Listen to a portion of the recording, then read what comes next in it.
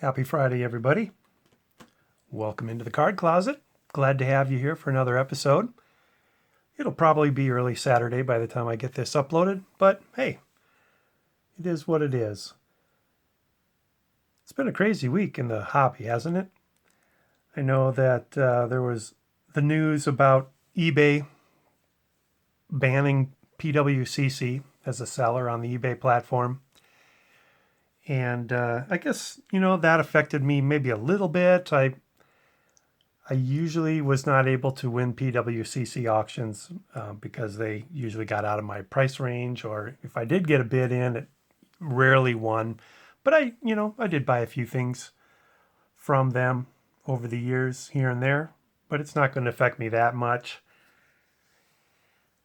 But the bigger news, which I'm sure all of you have heard by now, is that Topps will no longer have a Major League Baseball license to make cards starting in 5 years from now. So that's really a bummer. And one angle I've not heard anybody approach the topic from yet, which is the angle I approach it from, and that is, as a set collector, what does that mean? So I've got the complete Topps baseball set from 1973 up to 2021. And this is the 2021 here that I got in the mail recently. And this weekend, hopefully, I'll get it all sorted out into teams and binder it up and put that one in the books.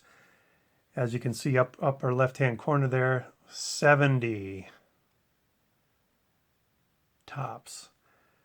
So 70th anniversary of their first card game set and the 70th normal card set consecutively. So let me kind of show this angle here. So that line right there, that shelf, and that shelf, and that shelf, and the next shelf down are my top sets. So it starts with 1973 and goes forward, and then it ends in about 2015 or 16 down there, and then the rest of them pick up again up there on the top shelf underneath the bobblehead. So that is 49 consecutive years of complete Topps baseball sets that I've got going. 1972 is up there in one of those white boxes. I need 37 more cards for that. 1971 is in that brown binder on the way top shelf up there by the bobblehead. And that I need 10. And actually today, this evening, I've been working on the 1970, in which I need 23 more cards, breaking that into teams, and then hopefully soon I will be putting that into a binder. I usually wait until I have about 25 or less cards to go before I binder them up, because I do them by team and not by card number on the back. It just gets to be too confusing trying to figure out how many you're missing from each team if you start to binder them too early. Sometimes you miss one or you get one off. So I wait until I'm about one blank per team, which is roughly 25. And that's when I start bindering them up. So once I get those 3 done, which I'm thinking I'll have done in the next 6 to 8 months, maybe a year, I'm going to have everything from 1970 to 2021. That's 52 sets. And if you do the math, 1952 to 1967, I'm only going to be missing 18 of them. And I never really thought of it that way before until the end is in sight. And the end appears to be 2025. I can just imagine that last Topps year is going to be a high demand set. I think a lot of people are going to try to get it that last year. And then possibly in 2026, the first year that the new company makes a set, that might be a pretty popular set as well. Time will tell. And, 18 to go. Let's say I get the next 5 before they shut their door, the next 4. I'm going to have 56, 57 in a row and only missing 18. It would be tempting to call it good at that point and just go back and try to complete the first 18, which I know I never would do because of some of the rookies that are in there and all the Mickey Mantles in that range. But it has crossed my mind. When I heard the news, I went to YouTube, of course, watched some videos by y'all, and I watched one. Baseball Collector was doing one on the Bench Clear channel, of which he's also a part, and kind of dove into the breaking news at that point. Details were a little sketchier than they are now, but my first thought was, and I left this in the comments, that is this going to be the finish line for a lot of long-term collectors? When you've been collecting many, many years, sometimes you do ask yourself, how much longer am I going to do this? If Topps is ending, that might be a logical or a natural even finish line for a lot of long-term collectors, especially set collectors. And I put something to that effect in the comments. Then today, on the Trading Card Database in their forums, there's a big thread going now about the news about Topps. And there's actually people in there that have said, I'm going to call it quits at the end of Topps. So I wish I wasn't right on that one, but this could tank the hobby for a while. Or maybe it just gets the old timers out, and we keep hearing about this new generation of young collectors that are coming up, and they had that impromptu card show in the hotels in Chicago last month, and maybe that generation is ready to pick it up and run with the hobby, and hopefully it's in good hands if that is the case. So anyway, as a set collector, those are kind of my thoughts. Do I want to dive into the next brand and continue collecting sets until I die? I guess, already had to make that decision for football and basketball in recent years. Topps got out of basketball in 2010, and I just jumped right into hoops. They got out of football after 2015, and I jumped right over to Score. So, will the same happen here? I don't know. Additional information going around says that this company that is getting the licensing for Major League Baseball is also going to get the licensing for the NBA and for the NFL, in which case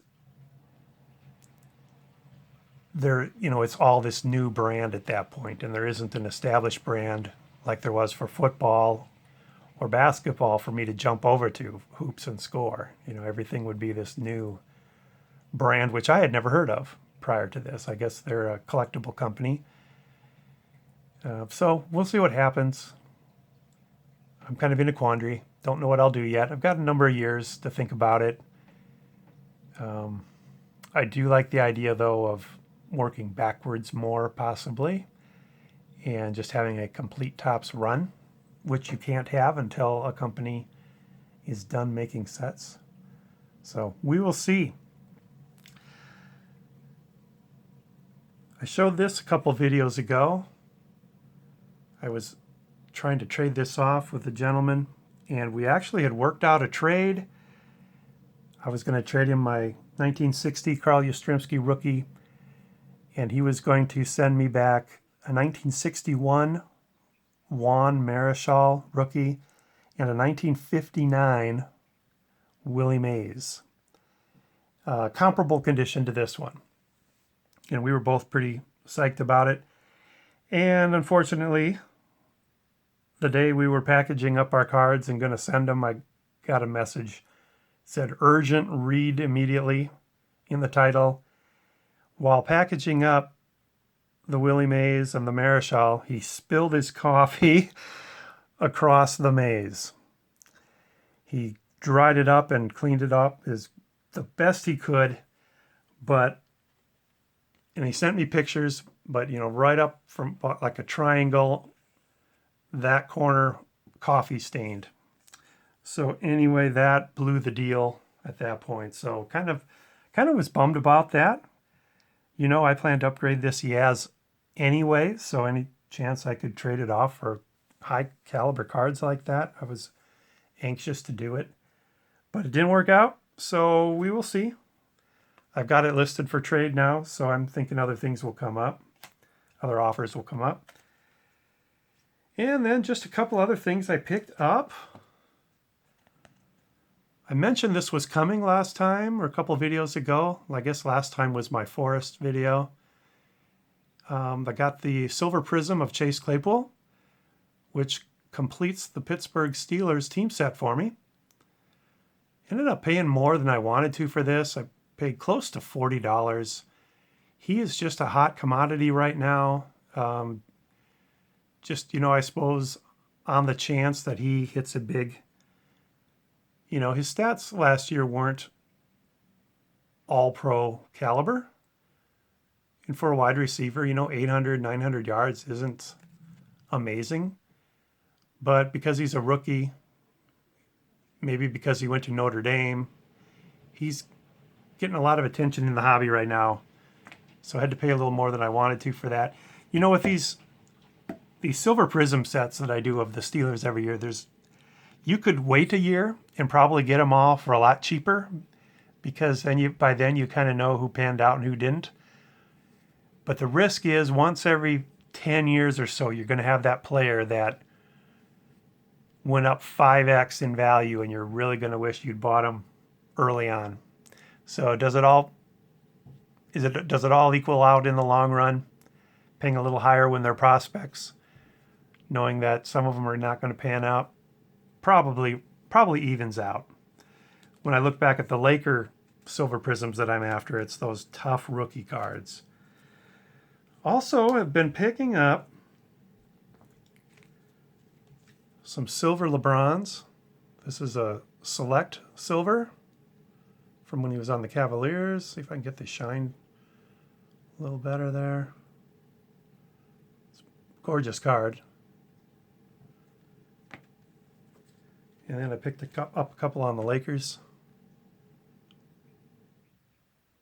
These are the ones that come in the concourse and the field level or court level and the premier level. This is the concourse from this year's Silver Select. And then I've also got the premier level of LeBron here as well. So one thing I like about Panini is that they still do etching. Look at how his uniform number just jumps out at you when the light hits it just right, and all the wrinkles in his uniform. Topps doesn't do that anymore. And ironically, Topps won't be doing anything anymore here in a couple of years. And then I also picked up this one. I still did not have a sunburst example from this year's Revolution. So I picked up the Anthony Davis. The LeBrons are just too expensive. Just a reminder, if you're sending people cards, don't use this masking tape, this Scotch tape. When you try to peel that off, it leaves a residue on there, and then the people have to replace it. So for example, this one here had that tape on it, and see that residue it leaves there? It's ugly. You really can't reuse the top loader that way. And then the card under it oftentimes will get some of that residue. So this card was underneath this one. That residue sometimes will carry down to the next card. See on his forehead there? So you have to kind of work to clean that off on the next one down because it's kind of sticky. So just a reminder, use blue tape. That's all I've got for you. I'm really hoping this tops thing works out somehow. I want to make a video that is an open letter to tops. My channel's pretty modest. I don't know how in the world I would ever get it to their attention. I guess I could throw it out there on YouTube land, and so somehow people spread it around and it gets to tops. I do have some things I would like to say to them. All professional. Nothing they probably don't know already, but I think they should hear from us collectors and what this means to us, and kind of sad news. So anyway, take care. Hope you have a good weekend ahead. Thanks for joining me in the card closet again, and have a great Saturday tomorrow. Bye.